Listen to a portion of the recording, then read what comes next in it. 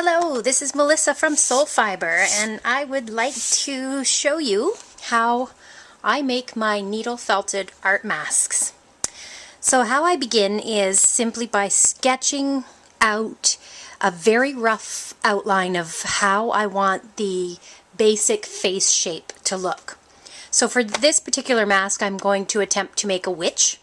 All of my masks are one of a kind, so of course I've never made a witch yet, so this should be interesting. I pretty much just do a very rough sketch of what I think the basic outline of the face needs to look like, and I can't emphasize enough that this is a very rough sketch. I am not so great at drawing, so try not to laugh at my sketch.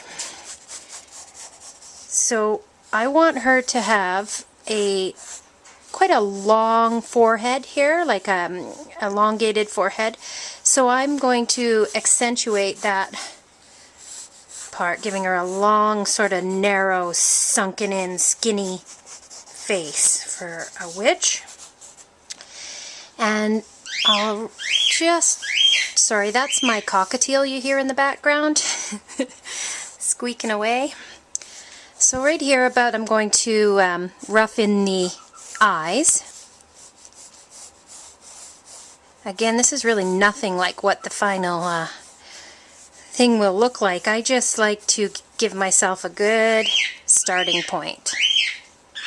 So from the bridge of the eyes here, I know that my nose will start there, and of course with a witch they're going to have a long, skinny, pointy witch nose.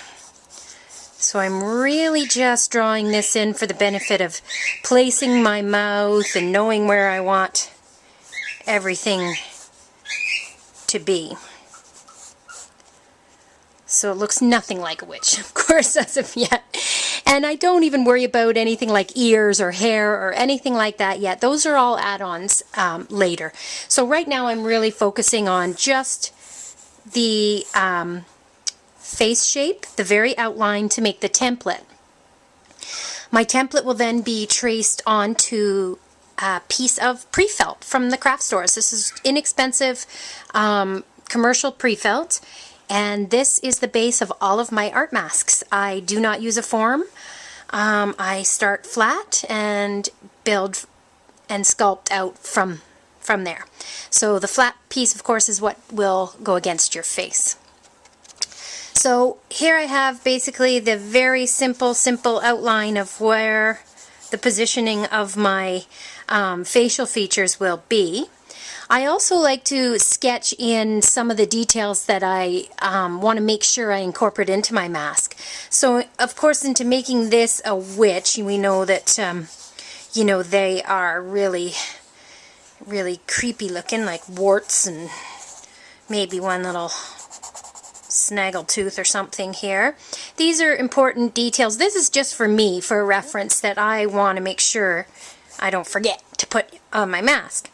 I also want her to have really sort of defined cheekbones, and then this area here I want to be kind of sunken in so that she's kind of old and skinny and creepy looking. It looks nothing like a witch right now, but at this point you have to have a little faith in the wool. Now all the parts that will be really 3D, like that are coming from the template outward on your mask, so the nose and the chin I will have coming forward quite a bit. Any area that you really want to accentuate, that's all done in wool, so I don't have to really worry about it in terms of the template. I just like to sketch it in to make sure I know where those areas are going to hit. Now, of course, I want her to have lots of wrinkles, and again, just shading the areas that I know are going to be sunken in, and then the areas that I've highlighted here and drawn in will be the areas that I sculpt outward in terms of the relief technique that I use for these masks. Now we know this will be blocked out. There's the eyes, the mouth. I believe I'll block that out as well. And I think that's, well, I won't call it good, but that's good enough for my, my outline template. So next stage, I simply take a thicker cardstock, and I'm going to just cut out the very outline very quickly of this template that I drew. Like I said, it's not even symmetrical yet. It's really just a very rough sketch. I'll show you how I make it symmetrical. Okay, so there we have it. Nice and simple. Now I can tell just by looking at it that it's way off. But what I do now is I simply just fold it in half. And I pick my favorite side that has the best shape to it. Really, I think it's going to be this side here.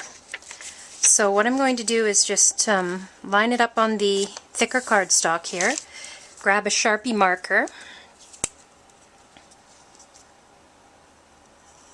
and just trace the one good side, or the one that I've chosen to go with here, right to the middle point. Okay, and then I'll flip it over and I'll do the same. I'll just line up the center points, and that's just going to ensure that my both sides of my mask will be symmetrical, if I draw it right. Okay, so nice and quickly there we have our template. And the reason I like to put it on a thicker cardstock is so that I can trace it better. This is so flimsy, right? It's hard to trace. So here I have, I'm not even going to worry about the eyes as of yet. I will just quickly cut that out as well. Like I said, now both sides of my face should be even. And again, putting it on a thicker cardstock like this, now I can reuse it. So if in the future I want to make a goblin or another style of witch or something that really just has a similar face shape, I don't have to keep wasting paper and making new templates. I can just reuse these ones and modify them however I need to for the new mask. Okay, so there we have just a very basic face shape for my witch. Now I just trace this. Like I said, the other paper is just so flimsy that sometimes it's not very easy to trace. That's why I like it on this thicker stock. Okay, so there we have it. And now I can use my my little drawing here as a reference of where I'd like things positioned and whatnot. Now, I generally use just any old mask template that I have for the eyes that I know are already proportioned to the human face. So I'll grab one of those to use as our eye reference. And this way I know these have already been tested, and I know that this works well for positioning of the eyes. Now, referring to my diagram here, I know that I want the eyes down fairly low because I want her to have a long forehead. So this enables me to sort of position it with the outline drawn. I can position the eyes wherever I need them before I draw them in.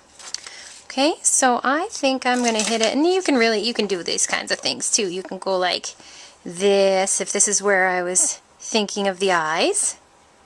And then you can just slide out your, okay. So I'm just going to sketch in these eyes. And like I said, it doesn't even matter if they're this shape or going to be this shape or not. It just gives me a good guideline starting point. Okay, there we have it. And so it begins. So next phase, I'm going to get the wool, and we're going to immediately begin sculpting.